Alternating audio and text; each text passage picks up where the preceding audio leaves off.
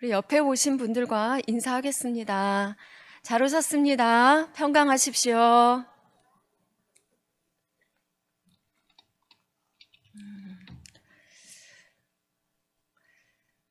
지금 하루를 보내시고 또 이렇게 일터에서 일을 마치시고 많이 피곤하셔서 제가 잠깐 이렇게 보는데 벌써 이렇게 좀 졸리시는 분이 계신 것 같아요. 우리 하나님께서 들으시는 여러분과 저에게 성령을 충만하게 부어주시고 듣는 귀가 열려주시고 저는 성령께서 붙드셔서 제대로 말씀을 전하는 귀한 은혜의 시간 되었으면 좋겠습니다. 이사야서에는 모두 4편의 종의 노래가 있어요. 노래라고 말하는 이유는 이 예언이 운문으로 표현되어서 아름답게 그 운율과 미려한 문장으로 되어 있기 때문입니다. 4편의 종의 노래에서 나오는 종은 우리가 오늘 본문 1절만 읽어도 그가 누구를 말하는 건지, 그가 무슨 일을 하는지, 그리고 또 누구의 종인지, 그리고 그 성품과 인물을 알 수 있습니다. 하나님의 보내실 하나님의 아들인데 이 종의 노래에서는 한결같이 이 종이 비천한 신부님을 말하지요.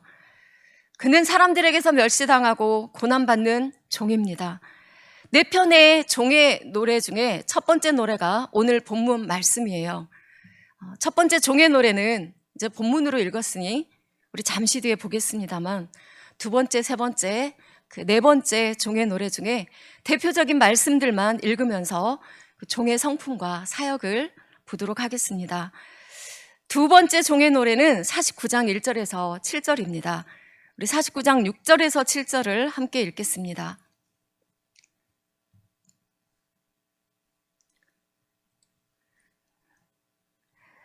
읽겠습니다.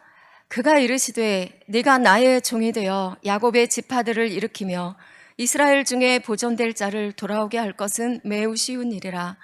내가 또 너를 이방의 빛으로 삼아 나의 구원을 베풀어서 땅끝까지 이르게 하리라. 이스라엘의 구속자, 이스라엘의 거룩한 이이신 여호와께서 사람에게 멸시를 당하는 자, 백성에게 미움을 받는 자, 관원들에게 종이 된 자에게 이같이 이르시되 왕들이 보고 일어서며 고관들이 경배하리니 이는 이스라엘의 거룩하시니 신실하신 여호와 그가 너를 택하였음이니라. 아멘. 이스라엘을 구원하여 주께 돌아오게 하고 어둠 속에 있는 이방의 빛으로 구원을 베푸실 것을 예언합니다. 멸시당하고 미움받고 종이 되었지만 결국 모든 무릎이 그 이름 앞에 꿇어 경배하게 될 것을 또 말씀하시죠. 세 번째 노래는 50장 4절에서 9절입니다.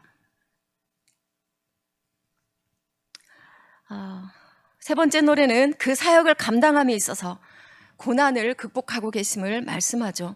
우리 50장 5절에서 7절을 읽겠습니다. 시작. 주 여호와께서 나의 귀를 여셨으므로 내가 거역하지도 아니하며 뒤로 물러가지도 아니하며 나를 때리는 자들에게 내 등을 맡기며 나의 수염을 뽑는 자들에게 나의 뺨을 맡기며 모욕과 침뱉음을 당하여도 내 얼굴을 가리지 아니하였느니라. 주 여호와께서 나를 도우심으로 내가 부끄러워하지 아니하고 내 얼굴을 부싯돌같이 굳게 하였으므로 내가 수치를 당하지 아니할 줄 아노라. 그러므로 믿음의 주가 되시고 모든 믿는 자들을 온전하게 하시는 그 기쁨을 위하여서 십자가를 참으시고 부끄러움을 개의치 아니하신 종의 모습을 노래하고 있습니다. 마지막 4번째 노래는 우리가 메시아 예언으로 너무나 잘 아는 말씀이죠. 52장 13절에서부터 53장 12절까지가 4번째 종의 노래인데요. 우리를 대신하여서 고통을 당하는 그 종의 모습, 너무나 잘 알려진 고난의 메시아입니다. 53장 4절에서 5절을 읽겠습니다. 시작. 그는 실로 우리의 질고를 지고 우리의 슬픔을 당하였거늘 우리는 생각하기를 그는 징벌을 받아 하나님께 맞으며 고난을 당한다 하였노라. 그가 찔림은 우리의 허물 때문이요 그가 상함은 우리의 죄악 때문이라. 그가 징계를 받음으로 우리는 평화를 누리고 그가 채찍에 맞음으로 우리는 나음을 받았도다. 아멘. 우리 때문에 찔리고 맞아야 했던 종은 이 노래가 불린 지 약 700여 년 후에 이 땅에 오셨죠. 요한복음 1장 10절과 11절에서 이렇게 말씀합니다. 조금 자주 찾아서 죄송하지만 찾아볼게요. 요한복음 1장 10절과 11절입니다.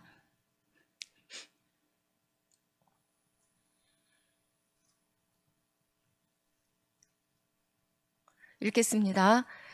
그가 세상에 계셨으며 세상은 그로 말미암아 지은 바 되었으되 세상이 그를 알지 못하였고 자기 땅에 오매 자기 백성이 영접하지 아니하였으나.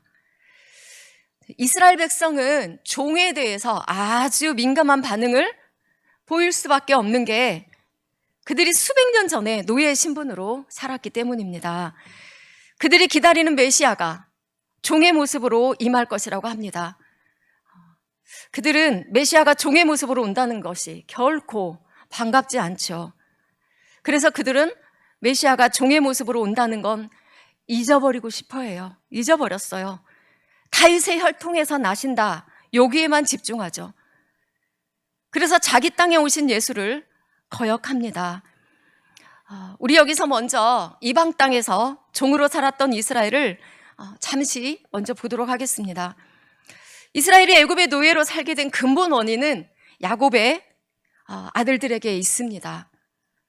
아버지의 요셉에 대한 그 사랑을 시기 질투한 10명의 형들은 아버지가 편애하는 그 동생만 없어지면 정말 모든 게 다 해결될 거라, 이런 생각으로 요셉을 애굽으로 팔아버렸고, 그것이 이스라엘이 애굽으로 내려간 시작이 되었습니다. 다시 말해서 한 명을 향한 그 미움과 욕심과 시기 질투가 10명에게 동일하게 있었다는 것, 또 그것으로 인해서 그들이 괴로워하면서 찾은 방법이 결국 동생을 자신들의 눈앞에서 없애는 그 죄악을 저지르게 된 것이죠. 결국 야곱집이 애굽으로 내려간 것 또한 인간의 죄악에서 비롯된 겁니다. 후에 야곱과 그의 모든 가족이 애굽으로 내려갔고, 야곱이 죽자 그의 형들이 자신들의 죄에 대해서 요셉에게 용서를 구하죠. 그러자 요셉이 이렇게 말합니다. 창세기 50장 20절 읽겠습니다. 창세기 50장 20절입니다.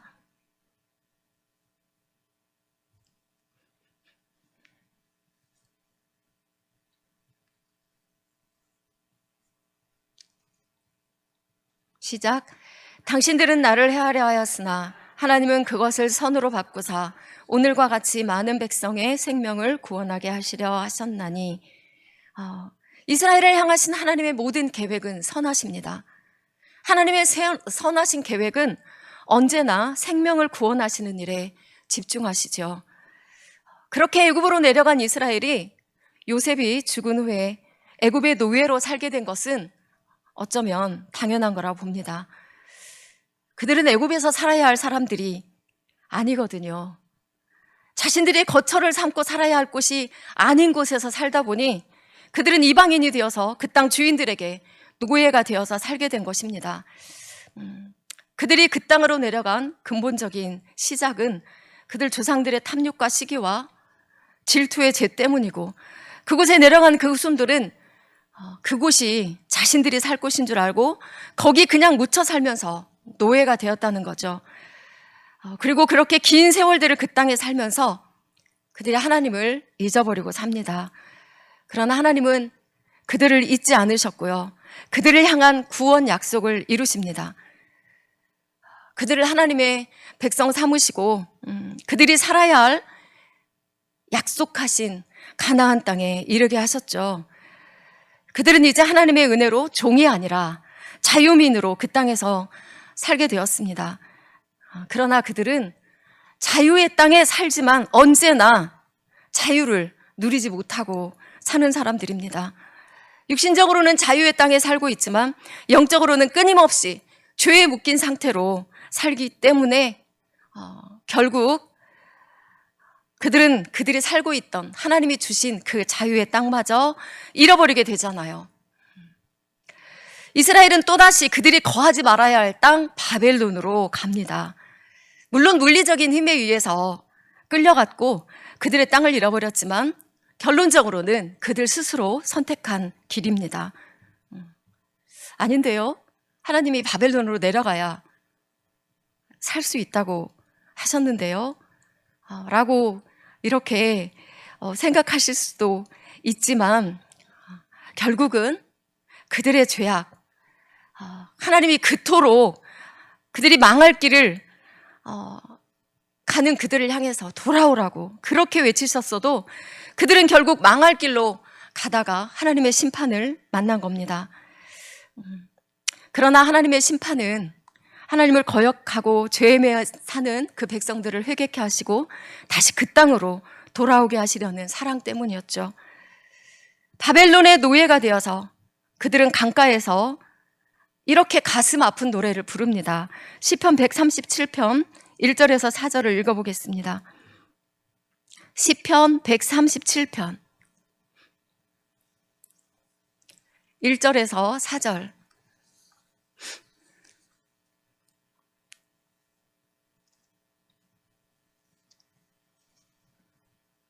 읽겠습니다. 우리가 바벨론의 여러 강변 거기에 앉아서 시온을 기억하며 울었도다. 그 중에 버드나무에 우리가 우리의 수금을 걸었나니 이는 우리를 사로잡은 자가 거기서 우리에게 노래를 청하며 우리를 황폐하게 한 자가 기쁨을 청하고 자기들을 위하여 시온의 노래 하나를 노래하라 함이로다. 우리가 이방 땅에서 어찌 여호와의 노래를 부를까? 이것까지요. 그들은 성전을 그리워하면서 자신들이 하나님을 예배하며 하나님을 노래했던 때를 기억하면서 그 강변에서 그렇게 울었습니다. 하나님은 애굽 땅에서 이방인이 되어서 종으로 살았던 이스라엘을 건져내셨으나 그들은 다시금 하나님을 거역하고 패역한 죄악으로 다시 바벨론에서 이방의 종이 된 상태에 있습니다. 그들이 거하지 말아야 할 땅에 그들이 거하고 있으므로 그들은 지금 고통 중에 부르짖고 있는 겁니다. 하나님은 그들의 회개를 들으시고요. 다시 그들의 땅 가나안으로 그들을 돌아오게 하셔서 자유민이 되게 하시지만 그들은 영적으로 여전히 자유롭지 못합니다. 또한 자기들의 땅에 돌아와서 살지만 후에 또다시 로마의 속국이 되어버렸죠. 그리고 그들은 예언자들을 통해서 메시아가 오실 것을 알고 메시아를 기다립니다만 그런데요, 아까도 앞에서 말했지만 그들이 기다리는 메시아가 종의 모습으로 임할 것이라고 합니다. 그들은 메시아가 종의 모습으로 온다는 것에 대해서 이해할 수가 없습니다. 받아들여지지도 않습니다. 우리를 구원하러 오는 메시아인데 종으로 온다고? 종으로 살아봤던 그들입니다. 그래서 그들은 메시아가 종의 모습으로 온다는 것을 받아들이고 싶지 않기 때문에 다윗의 혈통에서 나신다, 여기에만 자꾸 집중을 하게 되죠. 그러나 오늘 본문의 종의 노래는 그가 분명히 종으로 오실 것이며 그 정체성이 어떠한가를 밝히면서 그 모든 것의 기준이 하나님과의 관계에 있음을 말해줍니다. 이 종의 노래의 종은 우리 주님이시죠. 사람이 생각하는 노예의 정체와는 근본적으로 다릅니다. 그는 우리의 주가 되신 분이십니다. 우리 1절을 다시 읽겠습니다. 본문 이사야 42장 1절 시작. 내가 붙드는 나의 종, 내 마음에 기뻐하는 자, 곧 내가 택한 사람을 보라. 그에게 주었은지 그가 이방의 정의를 베풀리라. 아멘. 이 종은 하나님의 택한 사람이며 하나님의 영을 받은 사람이라고 말합니다. 선택을 받은 그는 성령이 충만하여서 하나님의 영광을 드러낼 위대한 존재입니다. 그러나 그는 어디까지나 종의 신부님을 잊지 않고 가장 겸손한 자세를 취하는 분으로 그렇게 나타내죠. 우리 2절을 함께 읽겠습니다. 시작. 그는 외치지 아니하며 목소리를 높이지 아니하며 그 소리를 거리에 들리게 하지 아니하며. 아멘. 그 종은 장차 이 땅에 와서 하나님 나라의 복음을 전파할 겁니다. 이 세상에서는 그 무엇을 주고도 얻을 수 없는 가장 값진 것과 가장 좋은 것을 전할 것이지만 그의 태도는 교만하지 않고 매우 겸손하며 조용합니다. 마태복음에서는 이사야의 말씀을 인용하여서 이 부분을 이렇게 전하죠. 그는 다투지도 아니하며 들레지도 아니하리니 아무도 그 길에서 그 소리를 듣지 못하리라. 이 땅에 오실 메시아는 왕의 권위를 갖고 계시지만 자기를 자랑하거나 오만한 모습을 취하지 않으십니다. 고대 왕의 행차는 온 성과 마을을 아주 쩌렁쩌렁하게 울렸죠. 승전하고 돌아오는 그 장수와 군대의 행렬은 그 자랑과 위엄이 하늘을 찔렀었습니다. 그러나 메시아는 북소리, 나팔소리, 백성의 함성 이런 것과 함께 오지 않으셨습니다. 그는 낮은 자리에서 고요히 기도하는 사람들 곁에 종으로 임하십니다. 하나님의 종이 오셔서 공의를 실현하실 대상은 연약한 백성들입니다. 그들은 죄와 고통에 시달린 채 마치 상한 갈대나 꺼져가는 등불 같은 처지가 되어 있었죠. 우리 3절을 읽겠습니다. 시작. 상한 각대를 꺾지 아니하며 꺼져가는 등불을 끄지 아니하고 진실로 정의를 시행할 것이며. 왜 상한 갈대라 했을까요? 요단강 강변은 갈대가 아주 무성했다고 합니다. 그렇지만 온전하고 싱싱한 갈대는 거의 찾아볼 수 없었다고 해요. 광야에서 불어오는 열풍과 그 해풍 때문에 시달리고 또 밤에는 짐승들의 발길에 꺾이고 상처투성이가 되었기 때문에 다 상한 갈대로 있었다고 해요. 이것은 지금 이스라엘의 매우 연약하고 비참한 상태를 비유한 말입니다. 이미 상해버린 갈대를 꺾지 않는다는 말은 그들이 죄의 세력으로 말미암아서 이제 죽을 수밖에 없는 소망 없는 인간들이지만 그대로 심판하여서 꺾어버리지 않으신다는 비유적인 표현입니다. 이 땅에 종으로 오셔서 당신의 생명을 내어주시기까지 섬기시는 하나님의 아들 메시아는 죄에 눌려서 꺾이고 상한 인생을 심판하시는 분이 아니라 회복시키시고 구원하시는 분입니다. 이제 곧 사라져 없어져 버릴 미미한 것들일지라도 하나님의 아들이 친히 오셔서 그 상처와 고통을 외면하지 않으시고 손을 내밀어 주실 것이라고 하시죠. 이 예언은 마태복음 12장 9절에서 21절에서 이루어지고 있습니다. 예수님이 안식일에 회당에 들어가셨는데 한쪽 손 마른 사람이 있는 것을 보셨어요. 사람들은 자기들의 마음에 정말 너무나 마땅치 않은 이 예수를 고발할 거리를 얻으려고 안식일에 병 고치는 것이 옳은가라고 예수님에게 묻습니다.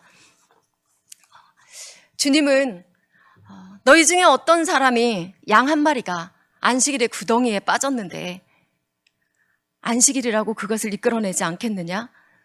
사람이 양보다 얼마나 더 귀하냐? 그러므로 안식일에 선을 행하는 것이 옳으니라 라고 말씀하시고 그 한쪽 손 마른 사람에게 손을 내밀라고 하시죠. 그가 손을 내밀었고 그의 손이 회복되었습니다. 바리새인들은 예수님을 죽이려고 의논하고 주님은 거기를 떠나 당신을 따르는 많은 다른 병자들을 고치셨습니다. 하지만 자기를 나타내지 말라고 이르셨죠. 마태는 이때에 이사야의 종의 노래를 인용하여서 이 말씀을 주께서 이루셨다라고 이렇게 기록하고 있습니다. 마태복음 12장 17절에서 21절 우리 함께 읽어보겠습니다.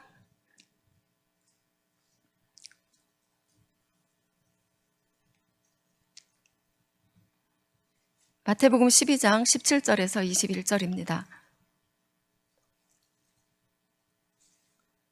시작. 이는 선지자 이사야를 통하여 말씀하신 바 보라 내가 택한 종 곧 내 마음에 기뻐하는 바 내가 사랑하는 자로다. 내가 내 영을 그에게 줄 터이니 그가 심판을 이방에 알게 하리라. 그는 다투지도 아니하며 들레지도 아니하리니 아무도 길에서 그 소리를 듣지 못하리라. 상한 갈대를 꺾지 아니하며 꺼져가는 심지를 끄지 아니하기를 심판하여 이길 때까지 하리니 또한 이방들이 그의 이름을 바라리라 함을 이루려 하심이니라. 아멘. 주님은 꺼져가는 등불 끄지 아니하시는 분입니다. 등불을 나타내는 히브리어는 배실로 만든 등의 심지를 뜻합니다. 성경에서 등의 심지는 또한 인간의 생명을 표현하는 것이고요. 주님은 죄로 인해서 금방 죽어가는 그 연약한 생명을 그대로 죽도록 내버려 두시지 않는다는 것이죠. 우리 본문 4절을 다시 읽어보겠습니다. 본문 이사야 42장 시작. 그는 쇠하지 아니하며 낙담하지 아니하고 세상의 정의를 세우기에 이르리니 섬들이 그 교훈을 앙망하리라. 아멘. 주님이 그의 사역을 감당하시는 동안 정말 많은 어려움과 고난이 있음에도 불구하고 끝내 승리하실 것을 말씀합니다. 우리 주님은 가장 온유하신 분이시지만 주께서 그 일을 다 이루시기까지는 가장 강력한 분이십니다. 주님은 그 열심을 결코 쉬지 아니하시는 분이심을 의미합니다. 여기서 섬들이 그를 앙망하리라고 할 때 섬은 세상 나라를 표현하는 말이고요. 교훈은 여기서는 율법을 말한다기보단 메시아의 말씀, 곧 복음을 말합니다. 메시아이신 주님의 사역으로 말미암아서 열방이 주의 복음을 교훈과 생명으로 받아들이고 구원받고 사모하게 될 것을 말씀하시죠.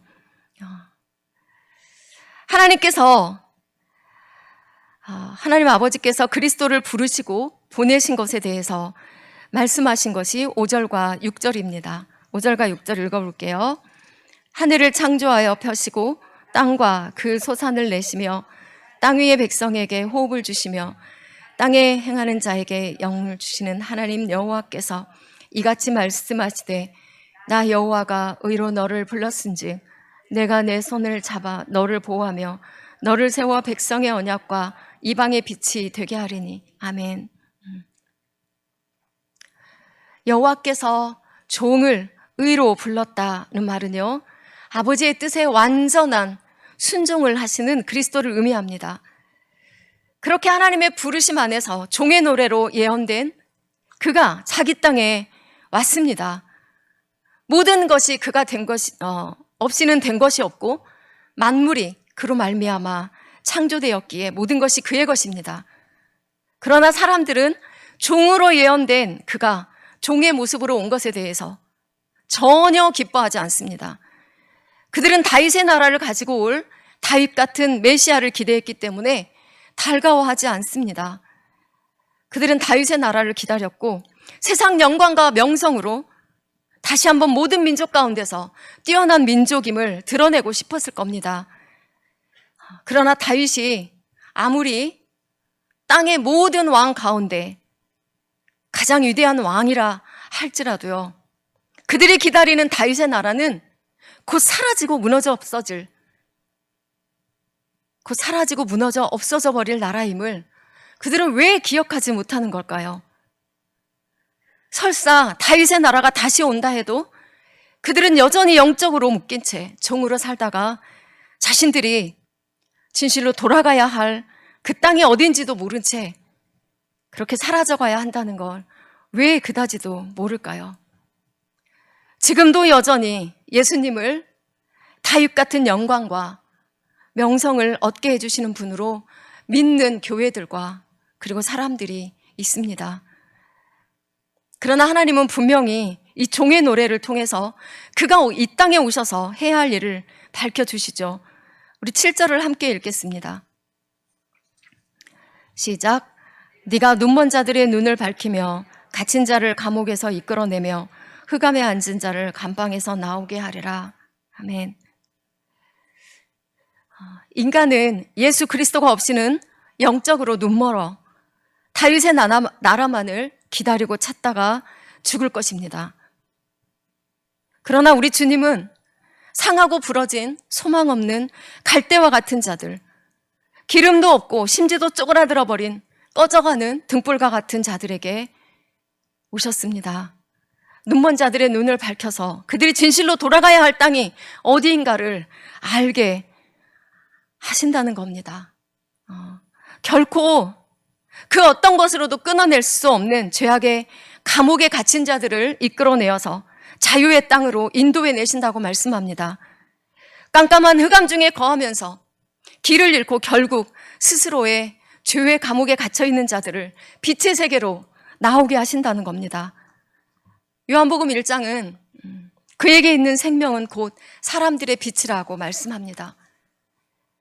그가 자기 백성들을 이렇게 구원하기 위해 자기 땅으로 왔으며 그 백성들을 자유의 땅으로 그리고 빛의 세계로 인도하셨죠.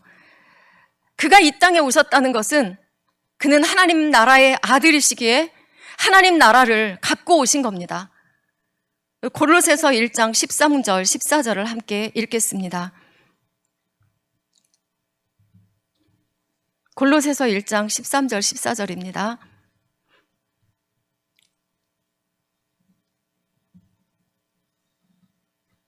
읽겠습니다. 그가 우리를 흑암의 권세에서 건져내사 그의 사랑의 아들의 나라로 옮기셨으니 그 아들 안에서 우리가 속량 곧 죄사함을 얻었도다. 아멘. 우리는 지금 어디에 살고 있습니까? 우리는 모두 이방에 살고 있던 사람들입니다. 이것은 지리적인 이방 땅을 말하는 것이 아닙니다. 육신이 발을 딛고 살고 있기 때문에 이 땅이 내가 살아야 할 그 땅인 줄 알고 가야 할 본향을 알지 못한 채 죄에 묶인 종으로 살았던 사람들이 우리들입니다. 하지만 주님이 오셔서 우리를 이끌어 내셨고요. 이제 진짜 돌아가야 할 본향을 우리는 알게 되었습니다. 옛적에 바벨론의 포로로 끌려간 이스라엘은 그토록 고향을 그리워하면서 슬픈 노래를 불렀으나 그러나 정작 그들은 하나님의 은혜로 시온이 있는 그 고향으로 돌아갔어도 여전히 진짜 돌아가야 할 본향을 바라보는 그 눈이 멀었고 하나님의 말씀을 듣는 귀가 멀었기 때문에 다리 저는 인생으로 혹은 안진뱅이로 살다가 그 땅에서 영원히 하나님 나라의 이방인으로 살게 된 겁니다. 우리는 지금 어디에 살고 있습니까? 이 땅에 종의 모습으로 오셔서 우리 안에 생명의 빛으로 임하신 예수 그리스도를 믿는다면요, 우리 육신은 여전히 이방 땅에 살고 있지만 우리는 이미 완전한 시온이 있는 곳으로 들어간 사람들인 줄 믿습니다. 그 옛날 종의 노래로 불려지신 예수 그리스도가 오셔서 다 이루셨기 때문입니다. 믿음의 선진들이 그토록 사모했던 본향을 우리는 이미 약속받은 사람들입니다. 우리 히브리서 11장 13절에서 16절을 함께 읽겠습니다.